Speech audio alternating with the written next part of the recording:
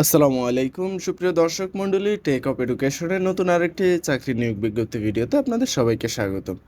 তো দর্শক মণ্ডলী, আমাদের এবারে চাকরি নিয়োগ বিজ্ঞপ্তি ভিডিওটি হচ্ছে সিভিল সার্জন এর কার্যালয় জয়পুরহাট। শুরুতে বলে রাখি, যদি আপনারা নিত্য নতুন বিভিন্ন ধরনের চাকরি নিয়োগ বিজ্ঞপ্তি ভিডিও পেতে চান এবং বিভিন্ন চাকরির বিভিন্ন আপডেট জানতে চান, তাহলে আমাদের চ্যানেলকে সাবস্ক্রাইব করে এবং আমাদের পেজে ফলো দিয়ে আমাদের সাথে থাকার জন্য আপনাদেরকে অনুরোধ করা যাচ্ছে।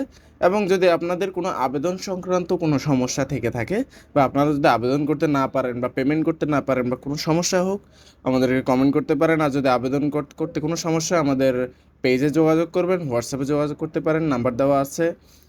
আমরা আপনাদেরকে সর্বাত্মক সহযোগিতা করার জন্য সর্বোচ্চ চেষ্টা করবো ইনশাআল্লাহ। দর্শক মণ্ডলী, আমরা তাহলে এবারের নিয়োগ বিজ্ঞপ্তি ভিডিওতে চলে যাই, যেখানে আমাদের এবারের পদটি হচ্ছে সিভিল সার্জনের কার্যালয় জয়পুরহাট। শুরুতে বলে রাখি, এখানে হচ্ছে যারা শুধুমাত্র জয়পুরহাটের বাসিন্দা তারাই আবেদন করতে পারবে। প্রার্থীকে জয়পুরহাট জেলার স্থায়ী বাসিন্দা হতে হবে। স্বাস্থ্য সহকারী পদের ক্ষেত্রে প্রার্থীকে অবশ্যই সংশ্লিষ্ট উপজেলাধীন ইউনিয়নের স্থায়ী বাসিন্দা হতে হবে।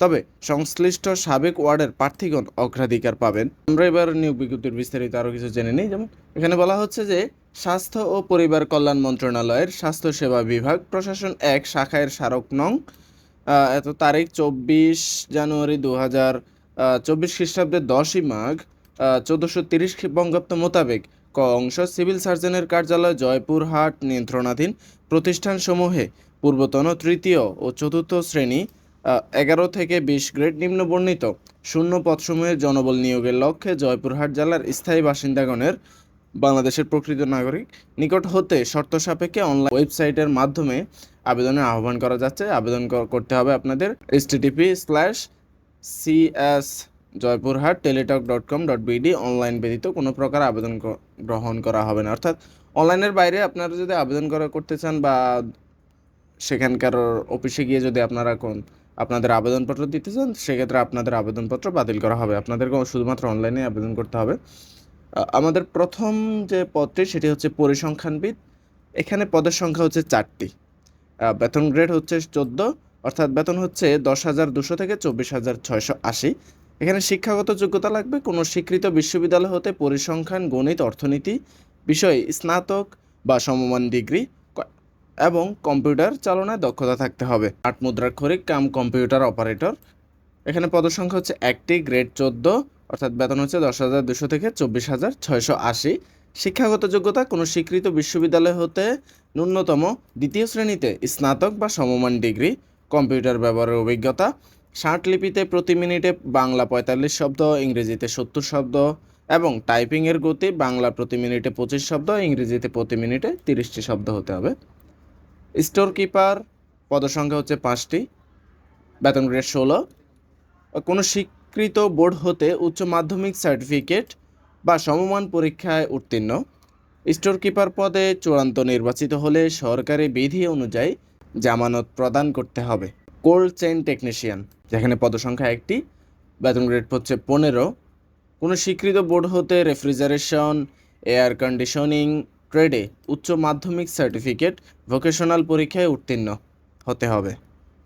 অফিস সহকারী কাম কম্পিউটার মুদ্রাক্ষরিক, যেখানে পদসংখ্যা হচ্ছে 2টি, বেতন গ্রেড 16। কোনো স্বীকৃত বোর্ড হতে ন্যূনতম উচ্চ মাধ্যমিক সার্টিফিকেট বা সমমানের পরীক্ষায় উত্তীর্ণ। কম্পিউটার চালনার দক্ষতা টাইপিংয়ে বাংলা প্রতি মিনিটে 20টি শব্দ, ইংরেজি প্রতি মিনিটে 20টি শব্দ হতে হবে। স্বাস্থ্য সহকারী, যেখানে পদসংখ্যা হচ্ছে 38টি, বেতন গ্রেড হচ্ছে 16। কোনো স্বীকৃত বোর্ড হতে উচ্চ মাধ্যমিক সার্টিফিকেট বা সমমান পরীক্ষায় উত্তীর্ণ হতে হবে। ড্রাইভার পদসংখ্যা হচ্ছে 1টি, বেতন গ্রেড হচ্ছে 16 এবং কোনো স্বীকৃত বোর্ড হতে জুনিয়র স্কুল সার্টিফিকেট বা সমমান পরীক্ষায় উত্তীর্ণ। ড্রাইভিং লাইসেন্স, হালকা গাড়ি চালানোর বৈধ হালকা ড্রাইভিং লাইসেন্স অভিজ্ঞতা সম্পন্ন চালকগণ অগ্রাধিকার পাবে অবশ্যই। ল্যাব অ্যাটেন্ডেন্ট পদসংখ্যা হচ্ছে 2টি, বেতন গ্রেড হচ্ছে 19, অর্থাৎ বেতন হচ্ছে 8,500 থেকে 20,570। কোনো স্বীকৃত বোর্ড হতে মাধ্যমিক স্কুল সার্টিফিকেট বা সমমান পরীক্ষায় উত্তীর্ণ হতে হবে।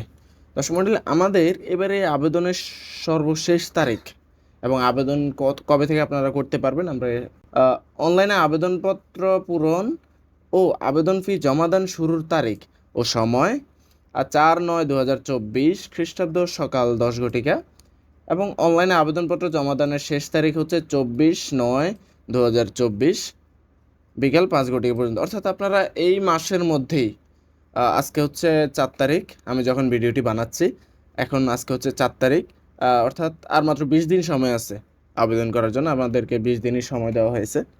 উক্ত সময়ের মধ্যে ইউজার আইডি প্রাপ্ত প্রার্থীগণ অনলাইনে আবেদনপত্র সাবমিটের সময় থেকে পরবর্তী 72 ঘন্টার মধ্যে যে কোনো টেলিটক প্রিপেড নাম্বার হতে SMS এর মাধ্যমে পরীক্ষার ফি জমা দিতে পারবে। এবং এখানে আরও বিস্তারিত অনেক কিছুই দেওয়া আছে, আপনারা দেখে নিতে পারেন। তাছাড়া আমাদের ডেসক্রিপশন বক্সেও এই নিয়োগ বিজ্ঞপ্তি সার্কুলারটির ড্রাইভ লিঙ্ক দেওয়া থাকবে, আপনারা বিস্তারিত পড়ে নেবেন।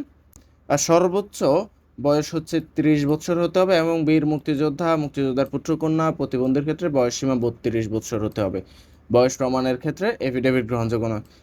তো যেহেতু এখন আর কোনো ধরনের কোটা ব্যবস্থা বা কোটা প্রথা নেই, সেহেতু আবেদন করলে আপনাদের মেধার ভিত্তিতে সেক্ষেত্রে বলা যেতে পারে যে এতে যারা আবেদন করবে আপনাদের চাকরি পাওয়ার নিশ্চয়তা অনেকাংশে বেড়ে যাবে। এবার আমরা আবেদনের যে ফিটা সেটা আমরা দেখে নিই। এখানে বলা হচ্ছে যে গ্রেড 14 হতে 16 পর্যন্ত পদের জন্য 200 টাকা এবং টেলিটকের সার্ভিস চার্জ বাবদ 23 টাকা সহ অফেরতযোগ্য 223 টাকা।